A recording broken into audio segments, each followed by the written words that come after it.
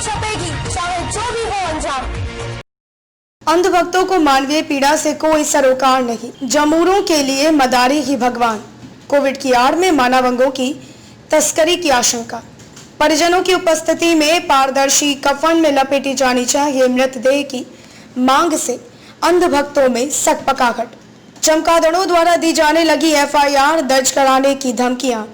उल्लू की अध्यक्षता में चमगादड़ों की सभा हुई और तय हुआ अंधेरा ही परम सत्य। आज देश में अंधेरे को परम सत्य मानकर चलने वालों की फौज बढ़ती जा रही है। इसी वजह से यह सही साबित हो रहा है कि जब प्रजा का एक बड़ा हिस्सा मूर्ख हो तो वहां का राजा अपनी नाकामियों का उत्सव भी बड़ी शान से मना लेता है। ऐसा ही दौर देश में अभी चलता हुआ दिखाई दे रहा है।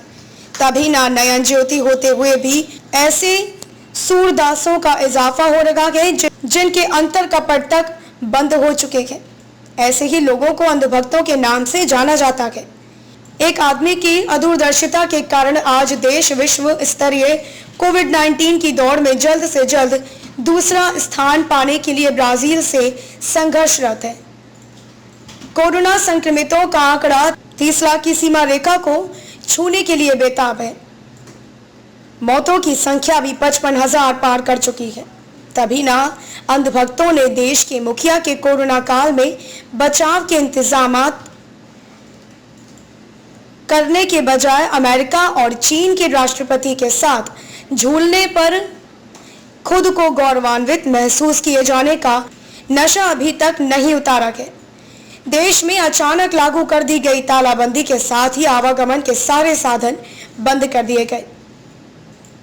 आवागमन बंद कर दिए जाने से मची अफरा तफरी के बीच लाखों की संख्या में दूध मुखे बच्चों को लेकर सड़कों पर उतरा जन सैलाब, जो अपने घर जाने के लिए हजारों मील का सफर पैदल तय कर रहा था।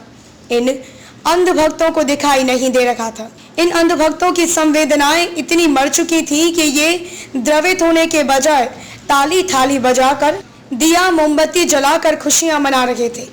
कोविड-19 के पसर रखे पंखों के साथ ही आमजनों के बीच नई बहस की कोविड-19 यदि संक्रमित वायरस है तो अभी तक परिंदों जानवरों को क्यों नहीं हुआ? कोरोना संक्रमण से मध्यम वर्गीय परिवार के लोग ही क्यों मर रहे हैं? हॉस्पिटल में ही मौतें क्यों हो रही हैं? घर पर या सड़क पर मौत क्यों नहीं हो रही है? अति दरिद्रता में रहने वालों को कोरोना क्यों नहीं हो रहा है? जिनकी मर्जी के बिना उनके पास परिंदा भी पर नहीं मार सकता। ऐसे हाई प्रोफाइलों में खुद को कोरोना पॉजिटिव बताने की होड़ क्यों मची हुई है?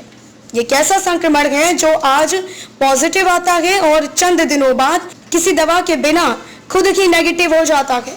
कोरोना बड़ी जादुई बीमारी है।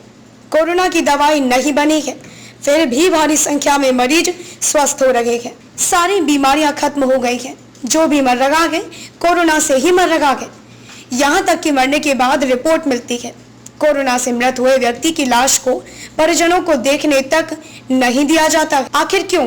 अंधभक्तों को सुनाई भी नहीं दे रही है। मतलब बहुत साफ दिख रहा है कि अंधभक्तों ने अंधत्व के साथ साथ बधिरत्व और मूकत्व भी ओढ़ लिया है। गांधी के चौथे बंदरों के गांधी के 3 बंदरों का संपूर्ण दर्शन। देश की कई अस्पताल और डॉक्टर मानव अंगों की तस्करी के लिए विश्व विख्यात है। देश के कई अस्पताल और डॉक्टर किडनी सहित अन्य अंगों की तस्करी की कमाई से ही फर्श से अर्श तक पहुंच चुके हैं, जिसकी जानकारी रंक से लेकर राजा तक को है। कहीं ऐसे अस्पतालों और डॉक्टरों के लिए कोविड-19 की आपदा अवसर में बदलने का पैगाम लेकर तो नहीं आई है। निजाम और सूबेदारों की वरद मुद्रा भी तो खास जनों के लिए ही होती है।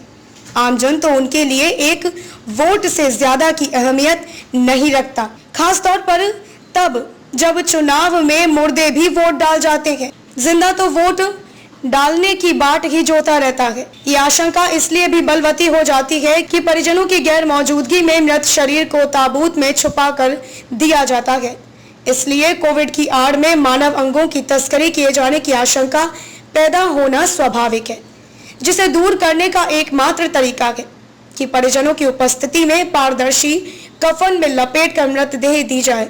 इस तरह की आशंका और मांग ने अंधभक्तों को सत्ते में ला दिया है। चमगादड़ों की प्रतिक्रियाओं से तो यही लगता है कि मानव अंगों की तस्करी में उनकी भी हिस्सेदारी है। तभी तो चमगादड़ों की बिरादरी के एक परिजन ओंकार तिवारी नामक व्यक्ति ने मोबाइल नंबर 9300302753 से एक ग्रुप में पोस्ट डालकर एफआईआर दर्ज कराने की धमकी दी है।